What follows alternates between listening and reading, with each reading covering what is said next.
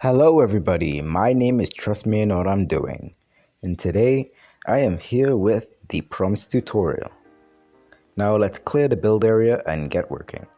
First, we're going to make the solid rocket boosters, and then we'll move on to the actual orbiter and fuel tank.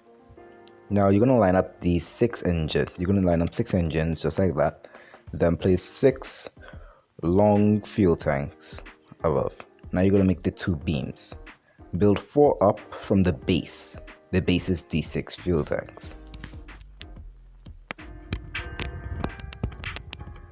Next, you're going to add on the aerodynamic caps. Now we need to go and make the fuel tank.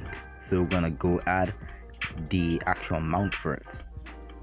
Now we need to put this at a very specific position so that it actually balances properly and at the same time does not cause too much interference. Now you're gonna look at the video and add the fuel tanks in this respective order. Just now.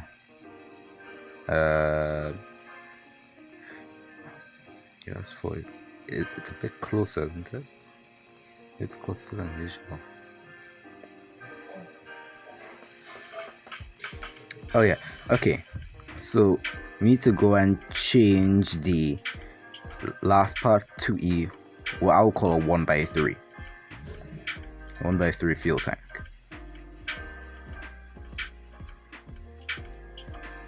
And same for the rocket. Don't know why I made it like that, but that's how it is. Either way, now we need to go and replace the last part, the bottom part, with a 1x3. Add the heat shield so that it does not damage or destroy it, which can cause problems when launching. Because if we launch, we at least want to be able to properly launch and not break off into many pieces. Now you're gonna place these, I forgot what you call these, but you're gonna place them right there in this order, and then you're gonna flip it. Okay, now just add the cap for that, and now you have the fuel tank made. Now we're gonna make the orbiter. Now this is a bit different and maybe a bit complex, so watch carefully. Adding the fuel tank, add the rocket engine. Next is the heat shield. You're gonna take one of these docking ports and then place we're gonna make the heat shield. We're gonna use these structure parts because they're light and at the same time it is also a good way to keep them. It's also a good way to keep the heat shield together.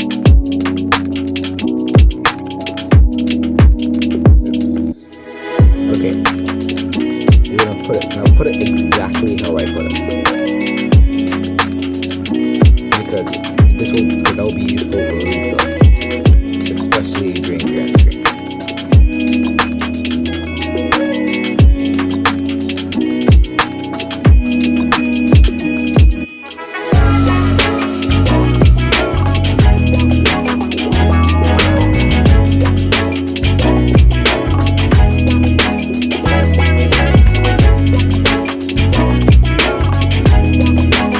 Some of these are controls we use to hold power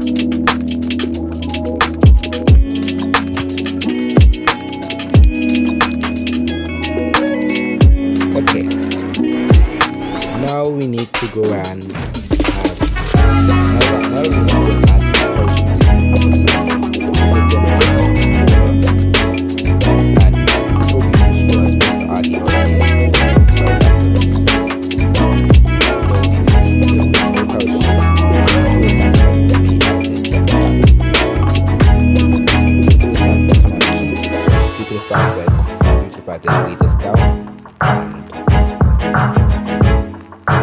and plus you can't get into it, like, it's too big.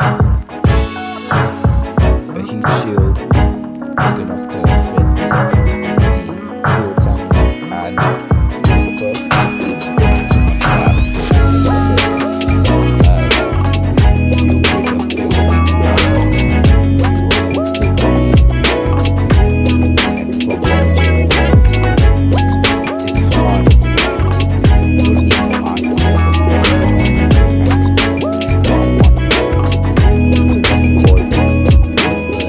faster, causing it to. Later, then you will know. Now, I'm gonna now copy this and how I show you. You're gonna want to collect that specific rocket. Now, no engine. Now you're gonna put the disc. Now you're gonna put the disconnector and the rocket engines on the same system. Now, specifically choose the ones connected to the fuel tank so that it can force away. You're also gonna want to activate the RCS, put an extra one in case. If you do it manually, you'll find the problem where it disconnects after you turn it, after you like disable the docking. I suggest you load a magnet force for that. Now we have the entire spaceship and solid booster rocket assembled. It is now time for launch.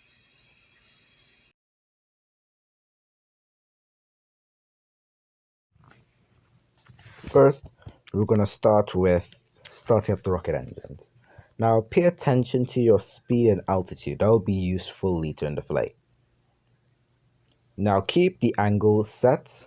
Now, when you reach a speed of just around 260, turn off that engine. Now you're gonna leave it just like that for the rest of the flight. Slowly reduce the throttle or lower it. Keep an eye on the fuel. You're gonna wanna keep it as much, if you can get it out of the atmosphere with fuel, that'd be great because that helps with getting it to orbit. Now look at that trajectory. You're gonna at least get it to 30.1 thousand 30.1 thousand kilometers in height. Use the orbiter and the fuel tanks engines now, and then as soon as we get it out of the atmosphere and above 30,000 kilometers, you're gonna wanna go and throttle down or just turn off the engines. Now as soon as we pass the Kármán line, we're gonna fire up these engines again and point it horizontally towards where your thrust or where you're generally going till we're finally in orbit. Now that we're in orbit, I'm going to show you something which I like to do is dump the fuel tank, even though it may be useful later on. But let's say you don't plan to go to the moon or get outside the solar system or anything, or dock to any other, then you're gonna wanna go and undock. Now use the RCS to get back up to orbit after deorbiting.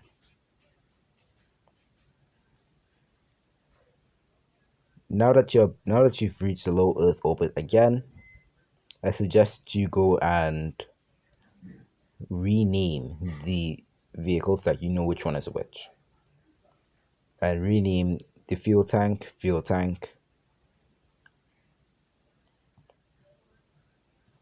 Now, it may not burn up upon re-entry at first, but I suggest you switch to it, like I'm testing right now. You switch to it and it will burn up.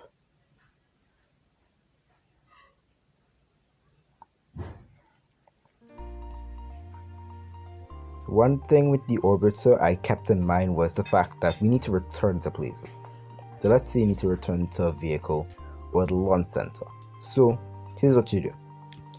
I'm going to do a downrange landing, which is switching from re-entry to downrange landing instead of just falling down using atmospheric drag and air drag. Now keep the engine on and let it burn for a bit so that you can bring the trajectory down near the space station. Not the space station, the ground station. Now we need to correct ourselves as we enter the atmosphere so that the heat shield is taking the heat while we are safe inside the space shuttle so it doesn't disintegrate.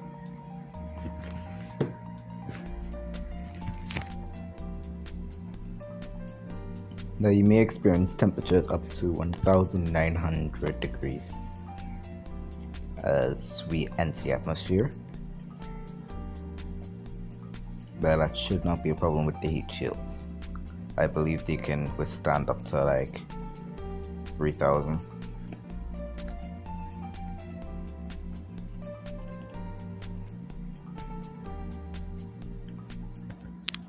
Now as we derotate, I'm gonna have to make a cut here as I made a mistake before. So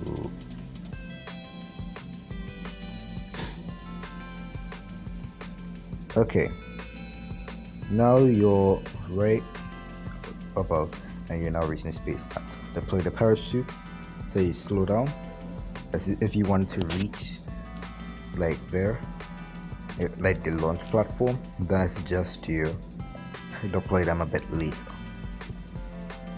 Now we're reaching the space center, so let's try to correct ourselves so that we have more aerodynamic drag when descending.